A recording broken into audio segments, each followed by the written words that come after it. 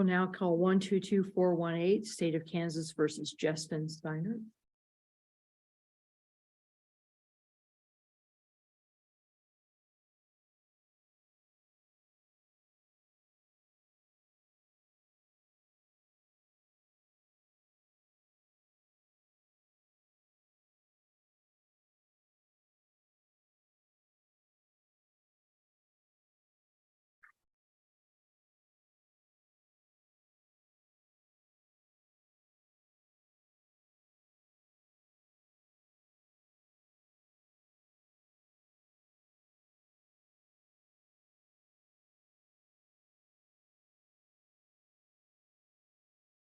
May it please the court.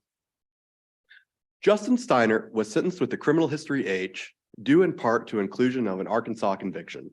But the prosecution failed to carry its burden to prove that Mr. Steinert was properly sentenced, as the PSI and the journal entry of the Arkansas conviction failed to provide information from which Mr. Steinert's criminal history score can be accurately determined. The question is, what can be done about this on appeal? And today we have three broad avenues of inquiry, all leading to a positive result for Mr. Steinert. First is 6814D. Second is the motion to correct an illegal sentence filed in the appellate court. And third is revisiting State v. Corby. However, I do think that 6814D offers the clearest and best path to deal with this problem. And that's where I would like to begin now. And as we begin with any statutory interpretation issue, begin with the plain language. And when we look at 6814D, those 5 sections have an awful lot going on. And I'm going to start, again, super remedial, but going to go through each one individually, particularly the first sentence. If an offender raises a challenge to the offender's criminal history for the first time on appeal, the offender shall have the burden to designating a record that shows prejudicial error. Now, the first problem we have to come up here, the first issue is, what is prejudicial error? Now, Mr. Steinert, as we've argued before, and all the thousands of papers I filed in both courts dealing with this issue, Mr. Steinert, when we look at the PSI, we can't tell what crime he was convicted of. The statute listed in the PSI is not a crime. Now, it is within a criminal code, but it does not define the elements of crime. Furthermore, therefore, when we look at this, and Mr. Steinert is an H, that means if he has 2 misdemeanors, 1 misdemeanor goes away, he is an I. There is not enough information in this record to show that the state accurately scored this thing. And so therefore, he is plausibly right now an H and an I. This is an ambiguous sentence. Can I ask you a sentence. preliminary question? Mhm. You're doing the statutory analysis, but for this statute to apply, we don't need to retroactively apply the statute. Is that your understanding? My understanding of the statute is, when I looked at this, again, I've been looking at this a lot. I do believe that this statute applies to every case from the date of its inception, and it must be applied retroactively because it is a procedural statute, because it controls the procedure for handling illegal sentence claims for the first time on appeal. But more importantly, it's a remedial statute. Well, it became effective July 1st. Your appeal was pending Mhm. at the time it became effective, right? Correct. Okay. And this is also a direct appeal. This is not a collateral attack. I just want to make that sure, because generally changes in the law benefit appellants who are on direct appeal. So we are on direct appeal, not a collateral attack. So therefore, I think what Justice Ball is saying Yeah. is that it doesn't really have to be, we don't have to make a determination about retroactivity because he's on direct appeal. And so it applies. yes, yes, yes, I correct. could be wrong, correct. Justice Wall, Yeah. but Well, Thanks No. for stating it more clearly. well, either way, I agree with both of you. So we'll go there. But so we've come up with this issue of prejudicial error. Now, when we look at the definition of an illegal sentence, an ambiguous sentence is an illegal sentence. And because this inclusion of this Arkansas conviction directly controls Mr. Steinert's sentence, he's serving 71 months right now. As an I, the highest number in the I3 box is 61 months. let me ask a question. And I realize you're going to the substance and the merits, but isn't really the question here or your claim of error is that, I guess, because the statute applies, that the appellate court should have considered the journal entry. So the order entered by the Court of Appeals, it said we're not going to consider the journal entry. That's what you're appealing. So couldn't we, I mean, isn't the issue introducing it? Or do you want us to go to the merits? Because isn't the first hurdle is, do you get to introduce it, or is that a moot point because the Court of Appeals wasn't dealing with the amended statute?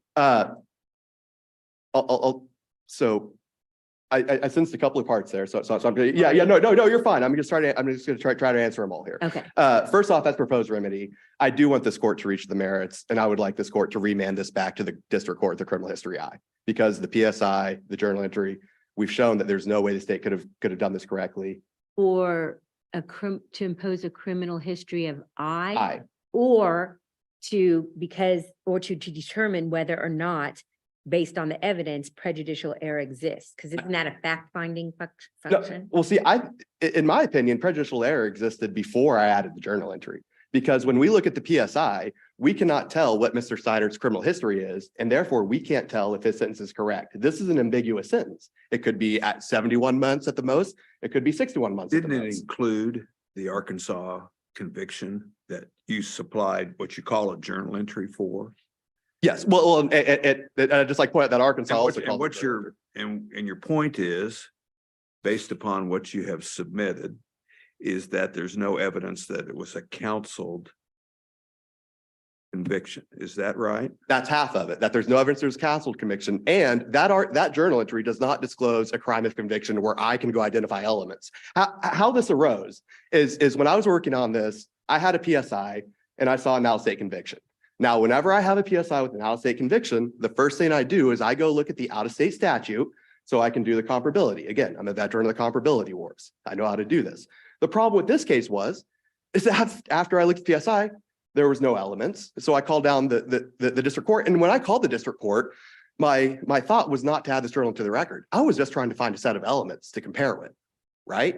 And if I couldn't, then I probably wouldn't raise the claim, because what's the point in that? But then when I found that the journal entry itself didn't have a crime, now I know there is no way Sedgwick County did this.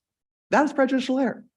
Our grid system requires prior convictions to be properly scored. But that didn't happen in this case, and it is their burden pursuant to 6811E5. Is Now, that but then- the intent of subsection D though? What? I mean, is that the intent of D, that that would be, to me, you're setting up a binary choice of the appellate court finds error and corrects it, or determines it can't find error and therefore it's prejudicial error. No, because under subsection D, if you're not sure if there's prejudicial error, you can remand it back to the district court to find prejudicial error. But I think to me, and maybe I'm missing something, your argument takes out any fact finding of that, because you're saying if they didn't prove it, it's prejudicial. If they didn't have it at the time of sentencing, it's prima facie prejudicial error. Well, So why do we need to, what is the purpose of any remand? Because, For the district court to say the same, Well, that? because from what I understand is that this court can't say criminal history, I resentence you at 61 months. The district court would have to resentence under this correct criminal history. But I think under here, that I've shown that there's prejudicial error. The state had, and again, 68D allows the state to show a lack of prejudicial error. So I guess, why hasn't the state also come up with their journal entries and also blocking a remand? So let me get your argument right. So you're saying even if you had not run across the journal entry, okay, Mhm. the PSI had a statute in it that doesn't have elements. Correct. So it's an illegal well, Well, I guess, Well, say, and on top of that, the crime as defined was theft / shoplifting. Arkansas has an entire Article 5, subchapter 36 of the entire Arkansas Criminal Code is theft. They have like 6 different crimes labeled theft, not one is shoplifting. okay, so your first argument is, even if I had never had the journal entry, kind of shows that it might be uncounseled, I would have appealed this anyway, because it's a non-element offense. Well, and frankly, when I did appeal this, I raised this under Obregon, because remember, I filed this brief in 2020. Corby was still 2 years away. And so I was the only reason I tried to add the journal entry is because I will be quite honest, after dealing what I've dealt with Sedgwick County and dealing with other cases in Sedgwick County, I try to leave as little wiggle room as possible with remand. And if I could show that there is no possible way this court or that Sedgwick County could call this an H, then my client could be an I. I've had a client where I've won multiple appeals and he served his whole sentence because Sedgwick County messes things up on remand. So here's the problem with this, is that these things take so long. We have people over serving, and frankly, if the state would just prove these at the beginning, 6813 requires, if you look in the PSI, the category of information, this was Cleburne County District Court records. 6813 requires journal entries and documents that they get to be attached, not in this case. So really, when this is kind of, Is there a way to? You've supplied us or attached a document that indicates that there's a crime and a plea to a theft / shoplifting. Is that now to be ignored because it wasn't included in the original PSI? no, because that theft / shoplifting shows that it still can't be scored.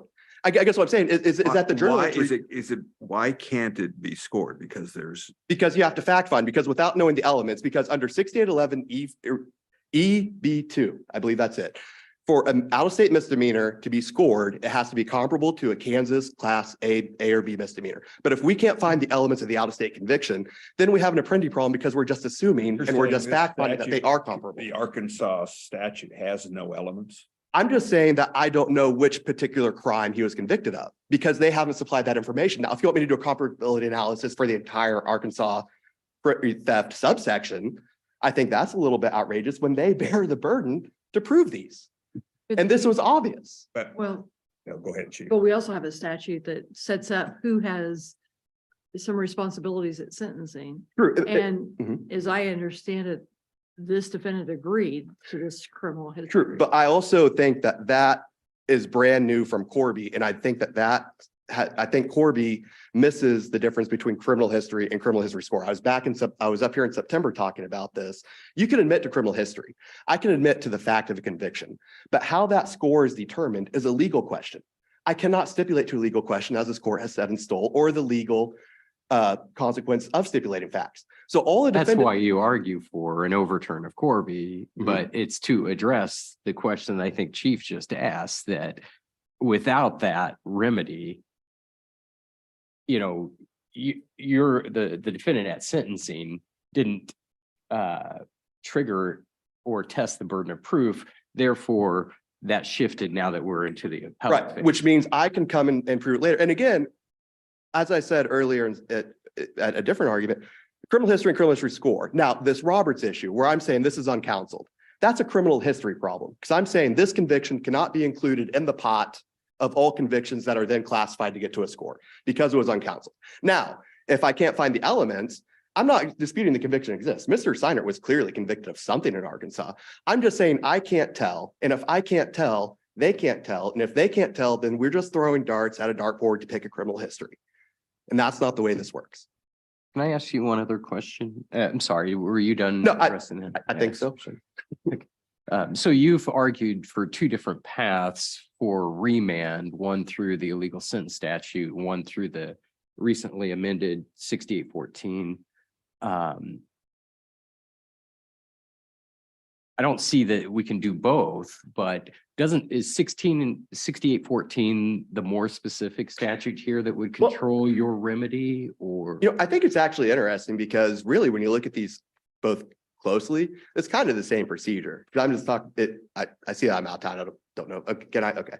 Because we go to the legal sentence statute 223504. We're to look at that one, plain language. The court may correct an illegal sentence at any time while the defendant is serving such sentence. Again, I noted in Kiel, this court corrected an illegal sentence on a motion filed after the petition for review had been granted. So the Court of Appeals was just clearly wrong about saying you can't file one in the court. And even more so, at that time when I filed that motion, the district court had no jurisdiction. So if the only way, if you can correct an illegal sentence on any time, then I necessarily have to file in a court that has jurisdiction, or else you can't correct in the sentence at any time.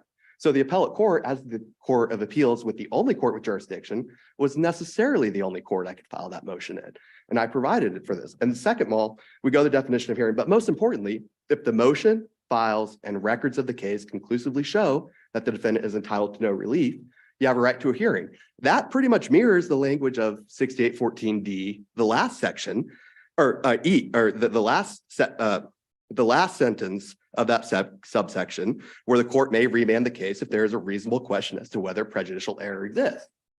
So all I have to do is show a question under both statutes. And I've clearly done that. So at worst, this case is going back to Sedgwick County. The only difference is whether or not it's going back with instructions to resentence out of criminal history I or not. And I have no more prepared remarks on this. If any more questions, I'd be. free to Is have what you provided a journal entry? Arkansas declares their journal entry. I'm sorry, Arkansas what? Arkansas says the journal entry. I'm, Okay, yeah, the affidavit I supplied that I called down there. I've called down Cleveland County so many times. And I was very mad when I got that response because I don't like being called a liar. You know, I probably should have said that, but I'm just going to sit down now. Thank you.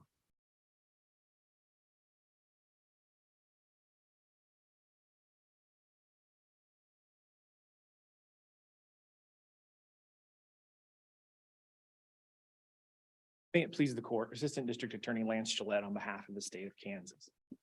I want to start and state from the outset that the state is completely unclear how or why we are still here doing this as opposed to trying to resolve this in the district court. We've gone so far. how does he get to district court? He can file a motion to correct a legal sentence in the district court. How, why, when the case is on appeal? There are two, I would have two responses to that. Number one would be that under some of this court's prior case law indicates that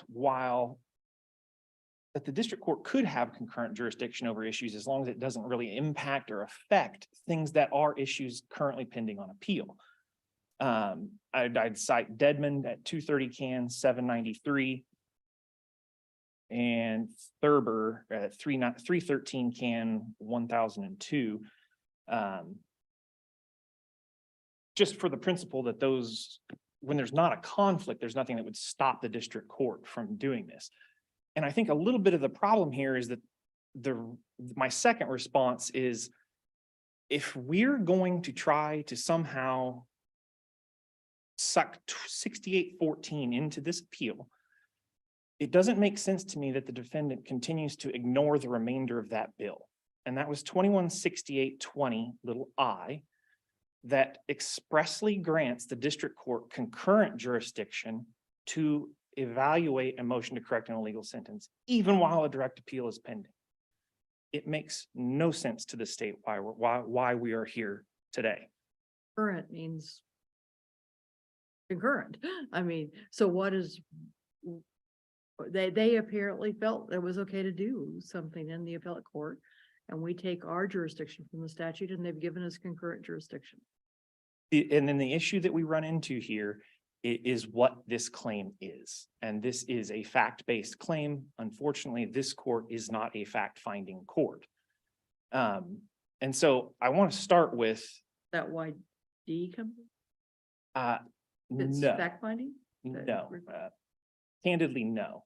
And I will address 6814D, but I think that we have to start first at these claims of ambiguity. The claim that the state somehow failed to carry some sort of burden.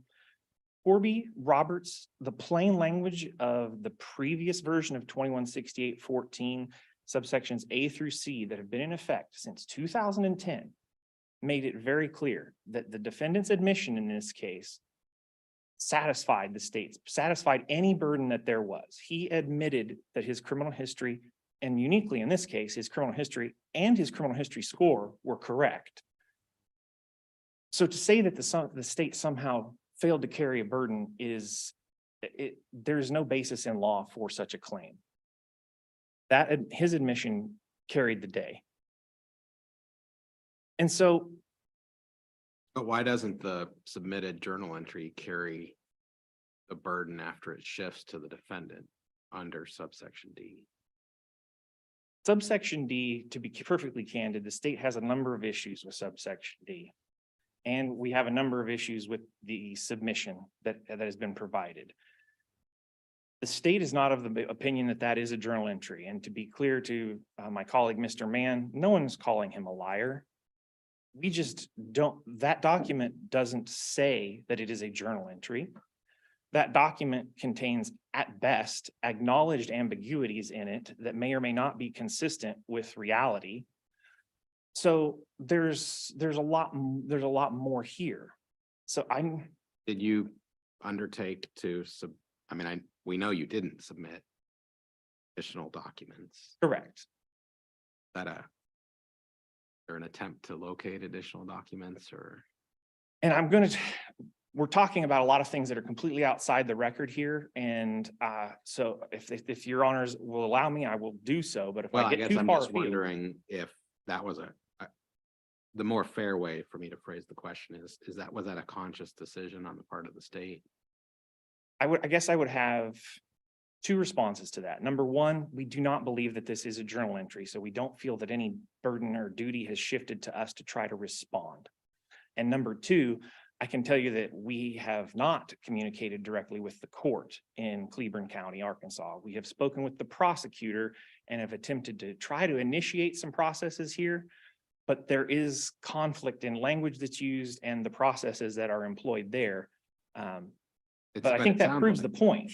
It sounds like from everything you've said that if we concluded that there was a reasonable question remaining about prejudicial error, I mean, you started out saying, why aren't we in district court? So you would be okay with not objecting to this case being sent to district court for a resolution of these issues.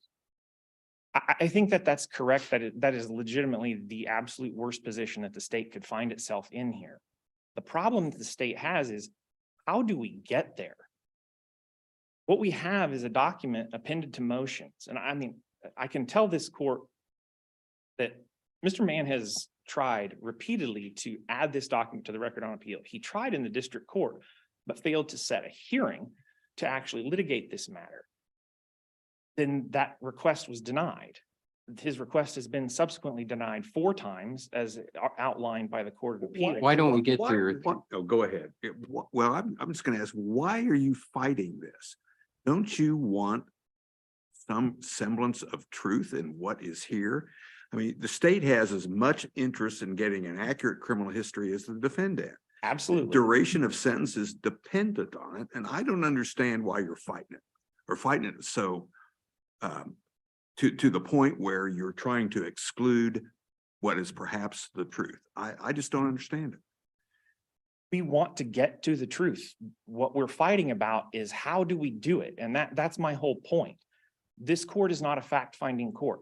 I cannot drag a defense attorney in here from Arkansas to testify, hey, I actually did represent this person, even though the defense Well, attorney's what blank. is let me go to that. 2168-14D allow? Doesn't it allow that? Doesn't allow necessarily fact finding, but it certainly allows evidence to be introduced at the appellate level, doesn't it? It provides for certain types of evidence to be introduced, I would say. And so let's talk about that plain language. The offender shall have the burden of designating a record that shows prejudicial error. And that was one of the first questions that came up, is what is prejudicial error? I'm not exactly clear on what that is or isn't, but what I am clear is that the statute continues to say that if the defendant can't do that, then this court shall dismiss the claim. So then there's tension with the last provision in that statute that offers the opportunity for a remand. So I don't think that 6814 is clear. I don't know that it's even workable. Again, we're slightly outside the record here. Our office would Well, have, go ahead. I'm sorry, I didn't mean to cut you short there, but your explanation of subsection D strikes me as identifying 2 different standards. One, if prejudicial error is actually established. And then later, the last sentence in subsection D, if it maybe isn't conclusively established, but reasonable questions, then there's a standard that permits remand. Correct. Is that your reading of the statute as well, or the newly amended subsection D? I'm afraid those two are in tension, because I don't know exactly what prejudicial error is or how a defendant can demonstrate that. I can explain the legislative history here, though, and it's fairly clear on the face of the statute, but if you read the testimonies that were submitted, the entire goal of this new statutory amendment in addition was to do two things. To resolve the easy cases where Kansas courts can take judicial notice of Kansas documents and records and therefore cut down on the number of remands. But even more importantly, and part of why 6820 was included here is to force these matters back to district courts where we can conduct the appropriate fact finding For those cases that aren't so easy. that aren't so easy. With. Yeah, and I think that's clear on the face here in that it tells this court to the extent that you're fact finders, it only offers you the opportunity to take judicial notice of documents from Kansas courts which this court would oversee. It makes no such provision for out-of-state documents. Okay, so on an out-of-state document, a couple things in subsection D, it isn't limited to journal entries, right? It says the offender shall have if the offender shall have the burden of designating a record that shows prejudicial error. So the first question is, even if it's not a journal entry, is that enough? So that's my first question. Why does it have to be a journal entry? I mean, it doesn't, but the question that jumps over the question of designating a record. And the question I would have is, how do we do that? Well, he did it, designating a record by appending it to an appellate court. If an offender raises a challenge for the first time on appeal, I mean, there is something in there about an attachment. In designating a defender may provide the appellate courts with journal entries. That's an example. Yeah, but I think as my opposing counsel would acknowledge, the process for how that's done is completely unclear. Why is it so? It just says provide the appellate court. Why is that difficult? Because of our court rules, rules 3.0, 3.01, 3.02, 6.02, and 6.03 all make it clear that what is the record before this court has to have been something that was done in the district court. Has to have been part of the whole record, below, so that this court can then review it. Again, we have no mechanism through which I can factually try to vet the document that the defense has tried to append. I would also note that his motion and his brief, that while he's appending it, there's no rule that provides for him to be able to just append a matter of fact, a question, and present it to this court. No rule provides for that. But in the easy cases, isn't that supposed to be the easy cases? The easy cases would be those, and there are sometimes that parties could come together, perhaps, if we're asked. So and only if the parties come together? that would be probably the only way that you could resolve a complicated out-of-state question. But what about the language that says that the Aside state- from a motion to correct an illegal sentence filed in district court, I apologize. That's the most efficient, the fastest, the clearest, the appropriate way that we can designate a record too. But it also says in here that the state then may provide the appellate court with journal entries establishing a lack of prejudicial error. Correct. So there's the vetting, right? I don't know. That's the problem Well, we have here. Because If you had a plea agreement in this Arkansas conviction that set forth, that was just a slam dunk, you win because you have a plea agreement. It's sitting over there at council table. You would have filed it with this court. Are you really saying you wouldn't have because you can't identify a rule that lets you do that? Well, I would return to my initial answer. I don't know that what the defendant has provided in this case triggers any duty upon the state. I know, I'm just. I would not misrepresent anything to this court if I'm not suggesting anyone would. I'm just saying you're making a procedural argument that these things can't come to us. And I'm just asking you to imagine if the situation was reversed. If you had a document that on its face, slam dunk, state wins. It's a complaint, a plea agreement, or a jury instruction verdict form. Those are the things listed in the statute. Right. And your opposing counsel, defense counsel says, wait, they can't do that. They can't submit that. I mean, it just seems to me that the arguments would be completely reversed. And it's back to Justice Rosen's question, why are we having this argument? I think the arguments would be completely reversed, and were they reversed, I would say that Mr. Mann should win. I think we're having the problem here is that the correct You mechanism. don't, in other words, you're admitting if you have back there at council table an Arkansas plea agreement that shows the state wins, you really don't think we can consider I don't know. reading of the statute. I don't know how I would do it, is all I'm saying. I don't know. Because it's not clear. And that's the best that I could offer. I could tell you if I had something that said that the state definitively would lose, you would probably see us running to the district court. Brought to our attention. Let me give you a hypothetical. Let's say that in the PSI, it lists a prior conviction. Was this listed as a felony or? No, it's a misdemeanor. Misdemeanor. Okay, so it's listed as a misdemeanor. And it gives a statute number. And it gives the name of it, and it's it's burglary, whatever it is, shoplifting.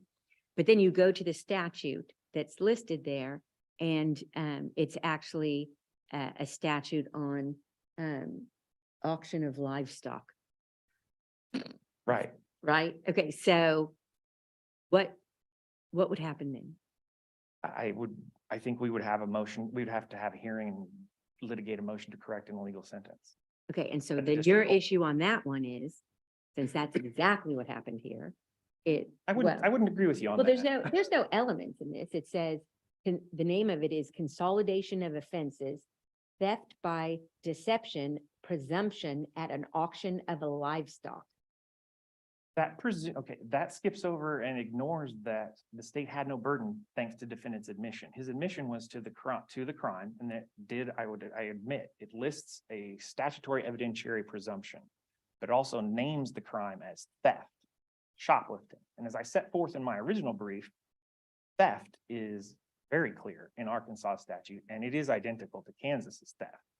But that statute isn't. If your goal here is, as Justice Rosen said, is to get to the truth, why? I mean, clearly they referenced the wrong statute, right? No elements in the There statute. are no elements in that statute. It's irrelevant. It's only relevant as a presumption, I believe, in the context of shoplifting. So what statute are you to use? Because there are a lot of statutes with the word shoplifting in it. No, but there's only one Arkansas theft, and as I set out in my original brief, it's this exact same chapter. It's subsection 5-36-103. And we did not have any additional burden here. All burdens were satisfied thanks to the defendant's admissions here. Right, but that's, okay, so, and your issue on that is, if we were just to decide it on that is, you can't hear a 3504 motion that was raised for the first time on appeal. I don't think that this court can evaluate an illegal sentence motion for the first time on appeal when it turns on a question of It fact. doesn't, but it doesn't turn on a question of fact, because 6811E2B says if a crime is a misdemeanor in the convicting jurisdiction, you're only supposed to compare the elements. Right. But there's no fact finding. Are you suggesting there may be another journal entry? I'm suggesting there is more. I'm suggesting there's a prosecutor that's named, there's a judge that is named. I am suggesting that there is more that can be done here. But if there's more to be done, doesn't D, 6814D, put the impetus on you to provide the appellate court with journal entries establishing a lack of prejudicial error? Not when what the defendant has done has not officially been added to the record. Not when what the defendant has provided does not meet the definition of a journal entry. I would also note there's absolutely no indication or claim that what he has provided is something that can be provided because it wasn't originally attached to the criminal history worksheet. There's been no claim to that end. So I'm suggesting that there are other things that can be done if he's going to litigate this claim. And I would also return to the reality is that when he made these original claims before the Court of Appeals, the defendant did not assert that his sentence was illegal. He asserted that it might be. That should have been the warning sign, as the Court of Appeals found correctly here, to just draw the line in the sand. What we're talking about are questions of fact. Appeal was a different matter. That was an issue of law. This court can determine issues of law. But what we have What's here the is a question of difference? fact. I don't. Question of, understand. purely a question of law versus purely a question. What's of the fact. difference between Keel and this? And this Keel was a question of law. But explain that to me. Whether the defendant's sentence was illegal in light of Murdoch. Here, what we have is a question of whether the defendant's sentence might be illegal Okay, based on a factual. What's the difference between analysis. this case and Dickey? Remind me exactly in what context with Dickey. Dickey was a motion, whether you can raise a motion to correct a legal sentence for the first time on appeal, which we did. And I don't remember, to be perfectly candid, if the issue in Dickey was factual or legal. But that would be the only, that's the distinction that I What's would the draw. fact here that we're trying to decide? He's trying, well, he is now saying that he may have been convicted of a crime in Arkansas that may not be identical to Kansas But where we offense. do comparable offenses. I mean, we just look at the statutes. There's no facts involved at all. Under 6811, we're just looking at the statutes, right? The elements. Then I would suggest that this court look at the elements of theft from Arkansas, because that's the name provided. I get there's an error in the number How provided. do we know that it's an error in the number and not an error in the naming of the, Find facts. That's how. right, You but, do that at the district court. You don't do that here. okay, so you would agree that, that there, that in the court may remand the case if there is a reasonable question as to whether prejudicial error exists. You agree that we should remand it under subsection D? I think that is an option if this court can articulate how we get there. Because again, I don't know what is before this court that would properly before this court that would raise a reasonable question at this point. And I think that that's partly why the Court of Appeals did what they did. And they dismissed the defendant's But claim the because, Court of Appeals made their decision 2 weeks before this amended statute. right, they didn't have this, but they also dismissed the claim so that no one can try to come up here and assert claim preclusion. We're not asking to do that. We don't want a decision on the merits here. What the defense seems to be pushing for, and I heard it out of both sides today, that yes, remand it with a set criminal history or remand it for an evidentiary hearing. If you, again, I don't think that we can get there.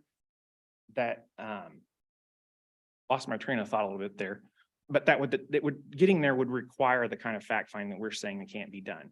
And part of the problem here that was also evidenced here today is that this court's relying on statements from counsel about phone calls to clerks, phone calls to prosecutors, things that cannot be challenged, things that cannot be questioned. What, I mean, I just thought we were relying on this district court of Cleburne County document. And then there was a, Well, once what you challenged defense- that, there was an affidavit saying that it was a true and correct record. My question to the court would be, how can you consider an affidavit? This statute does not provide you the opportunity to do that, nor is this a fact-finding court. If we disagree and we find that the documents that were filed by the defendant can be properly considered by the court, are properly considered because they are attached, then does that sufficiently raise an ambiguity such that remand would be? In that hypothetical, my answer is yes, simply yes. Is part of the confusion issue here that perhaps what we're really here on are the two motions, not so much the appeal. Have on occasion granted oral argument on motions. Frequency, remand both original actions and motion. Fact finding to district courts. We have that procedure. Right. So I hear a significant part of your argument perhaps to be focused solely on appellate rules. Are we shifting? Are we really under motion rules?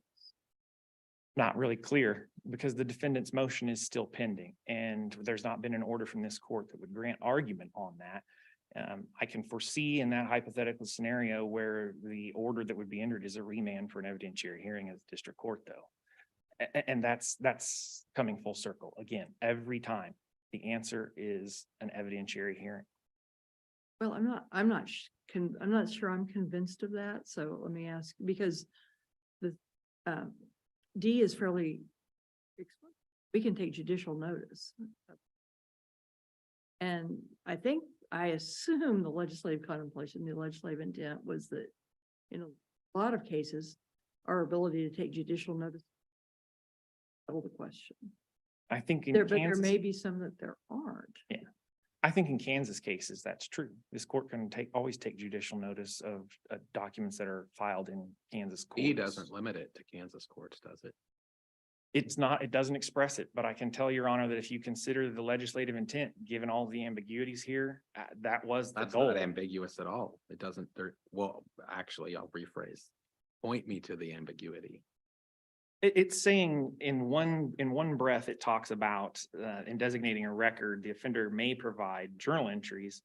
And that's all that it seems to allow them to present. And then it also goes on to list all of these additional things that can be looked at. We know that we can look at other things. I'm just asking, I'm sorry, I thought I heard you say that the judicial notice in subsection D is limited to Kansas documents. And I just don't see that. I say it's not entirely clear.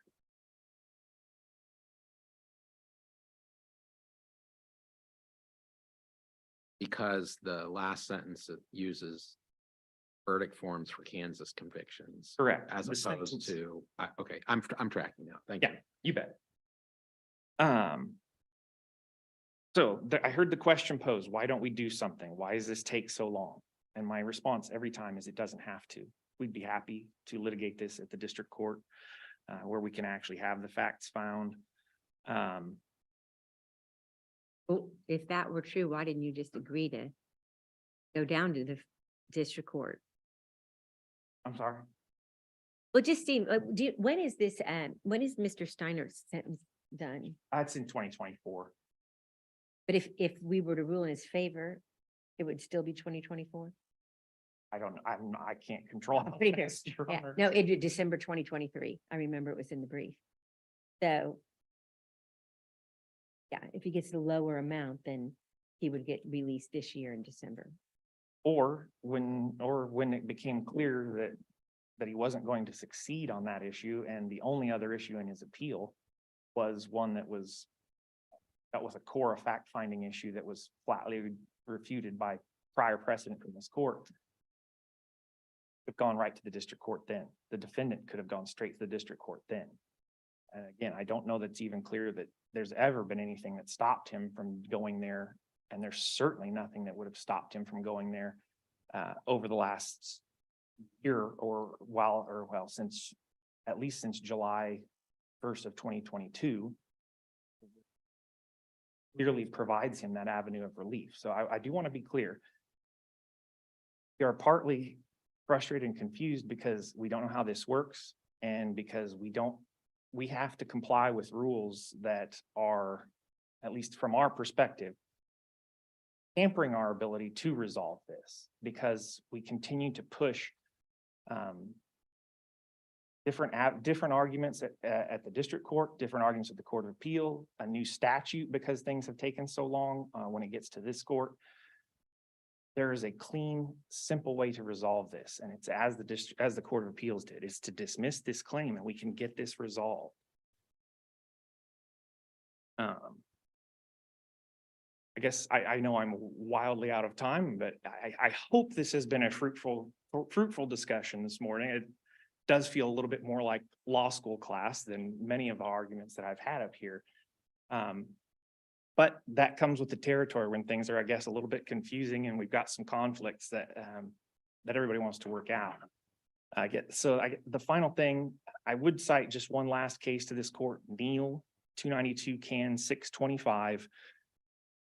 This is something that's been going on for a very long time. When there are ambiguities back then, remand was automatic.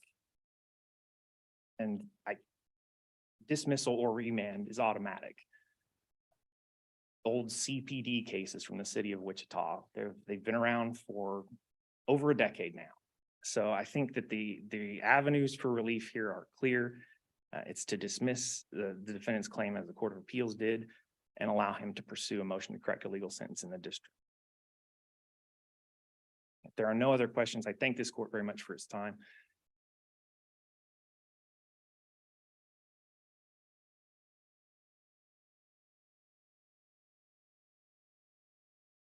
May it please the court, your honor. I've got 5 points here. I'm going to try to make them really quickly. First, regarding 6820B.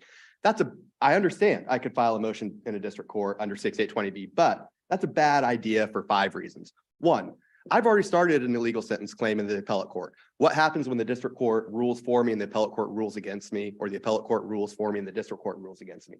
When we have concurrent claims and concurrent courts, you have those dangers. So I would like to take mine through the appellate court. 2, 6822 is permissive. I don't have to do it. I've got a claim going. I want to litigate my claim that's already going. 3, 6814 gives me this option. 4, you don't get appointment of counsel with 6820. My regulations prevent me from working in district courts and doing these types of things. So if we want a whole bunch of pro se uncounseled motions, sure, but let's be honest, that's not what they want. And even if these regulations allowed me to go, I have a statewide practice. Do you want me to go up to Goodland one day, down to Oswego the next day, over to Sedgwick County, and up to Johnson County, all when the state hasn't carried their burden initially? And council knows these things have been going on for so long. It's because the state doesn't carry their burden and no one's forced them to. Secondly, a Cleveland County District Court. Who calls a prosecutor to get a journal entry? Why don't you call the courthouse? Call the clerk. That's who I called. That's how I got mine. That's who anybody calls. So as far as them making an investigation, I don't buy it because they didn't even call the place where they go. And I got a journal entry. I added it. I even talked to the clerk twice, who was kind enough to sign an affidavit proving this is a journal entry. Third, as far as remand of the district court, the state wants to fight this motion to correct legal sentence district court, then they shouldn't have posed my motion to correct a legal sentence in the Court of Appeals that asked for a remand to the district court. I understood I was going to have to get that journal entry into evidence. That's why I asked for the Court of Appeals to remand it to the district court. They opposed it. We could have been done with this a long time ago had they opposed it. Furthermore, they keep on talking about things outside the record and emotions. 602 and 603, those rules apply to briefs only. Rule 501, which applies to motions, says, unless made during a hearing, an application to an appellate court must be made by written motion filed with the clerk of the appellate courts and must state with particularity the ground for the motion and the relief or order sought. Each motion must contain only a single subject. There is no prohibition on attaching things outside the appellate record to a motion like there is for an appellate brief. My motions also don't have table of contents, which 602 and 603 require. They don't get kicked for that. Could you respond just maybe briefly to what I understood the state's argument to be toward the end, that 6814D is intended by the legislature to apply only to in-state? No, absolutely not. The court can take judicial notice of only Kansas convictions, but we're allowed to supply journal entries, others. I think the court wanted them to take notice because, again, there's not going to be much dispute over Kansas journal entries, and those are easier to get. And that's why there's a provision. Had they want to dispute my journal entry, they can get a journal entry How and add it via 501, which doesn't have provision. by the context of this case, just looking at the statute. If we, the appellate court, are not taking judicial notice of the document that gets filed, what are we doing? And again, I'm not exactly sure, which is why when I filed my motion to correct an illegal sentence, I asked for remand. So the district court could do this, right? So they could take evidence, they could have the exhibit, enter it in evidence, and it would be appealed back up to the district court as part of the direct appeal, right? So you're not, again, this is helpful for me Yeah. at least, because I had understood all along that you were asking this court to take judicial notice of the Arkansas document. Well, But now it sounds like you're not asking us to do that. I don't know. I think you can, and I think the way this, I think by judicial notice, I don't know if the court meant that they could take judicial notice without actually having to present it. Like the court, like let's say the prosecution say, Judicial notice is a term of art that Sure. means accepted as true. right, factual. but could you take judicial notice of the conviction? Let me look at that particular language, because I always read that third sentence in there as going, The court may take judicial notice of such journal entries, complaints, and plea agreements, and jury instructions and verdict forms, Kansas convictions. Now, again, I don't know what you're going to do with the ones that I provided because I don't so see let the me be difference. concrete on that. Sure. You provided an Arkansas document. I or provided a an Arkansas journal document entry. That on its face purports to be, And that was, right. yeah. Are you asking us to take judicial notice of that document? I am asking you, I guess if that is a term of art, and I don't know if statute allows that, it may need to go back for Oh, and that. that was gonna be my follow-up. Sure, If but- the answer is yes, is the legal foundation for that subsection D or something else? Subsection D. Oh, well, and also, I do think independent of subsection D, I could do this under 223504 under the anytime and the motion, because again, a motion is not controlled by Rule 6, so I don't have to pull from the appellate record. I can attach other things, which is what you do with the motion, which is what exhibits are, right? I mean, that just makes sense. If you're asking this court to take judicial notice of a journal entry, defense have the opportunity to object. They did, and they had an opportunity to add, but they haven't. Because they just won't, they just won't. What they want to do is they just want to throw up bricks to me, trying to correct my client's illegal sentence. Oh, well, he stipulated. Well, we can't correct it here. Oh, well, you got to file there. Oh, well, that's not really journal entry. Where is the compassion for this person who is potentially spending almost a year too long in prison? Well, my compassion isn't going to allow me to throw out the code of evidence. No, but when you have a statute that says I can add something and you can determine something on a preponderance of evidence, if that's, I don't see any distinguishing factor between taking judicial notice, but the statute clearly allows it. So if we want to call it that, sure, that's fine. Well, isn't there a difference between a statute that allows us to look at something to determine whether or not I have a question that it may have been done inappropriately, as opposed to taking a different view of that document, accepting everything is true and making without other input, and then making a fact finding based on that. Just a couple of things. The only lack of input here is the state's refusal to play, is the state's refusal to add input. And secondly, that last sentence says if there's a reasonable question, if there's no reasonable question, as there is in this case, because we can't tell, and if we can't tell what he's convicted of, we can't do the comparability analysis. And so if we can't tell, that's a legal sentence. So no, this case doesn't need to go back because of that last sentence. It's not a reasonable question. There is no reasonable question. It definitely exists. It's here. So I was saying, no, you only goes back for it if there's a reasonable question. But here, since there's no reasonable question, this court can say, no, look, the preponderance of the evidence. And again, to the extent that 6814 allows this court to do fact finding on appeal where they priorly couldn't, I don't see why the legislature wouldn't allow that. Why not? If you're going to allow me to add things, and then we're talking about preponderance of the evidence, what else are we supposed to take from that? But one last portion I want to meet, and I apologize. But counsel says that it's clear that the theft was Arkansas. 5-36103, theft of property. 5-36104, theft of services. 5-36105, theft of mislaid or delivered by mistake. 5-36106, theft by receiving. 5-36107, theft by trade secret. Again, subchapter 1 of chapter 36 is called theft. It lists a whole bunch of crimes, very different crimes. So there is no one theft. And without knowing what he was convicted of, we can't review his sentence. And I can't tell, and that makes it ambiguous, which makes it illegal, which demands relief. And therefore, we'd respectfully ask this court remand to the district court with criminal history I, since that's the only evidence we have by Protestants, the state hasn't provided any, for resentencing out of criminal history I. I have no more prepared remarks. Questions? Thank you. Thank you. Thank you to both counsel for your arguments. The court will take this matter under advisement.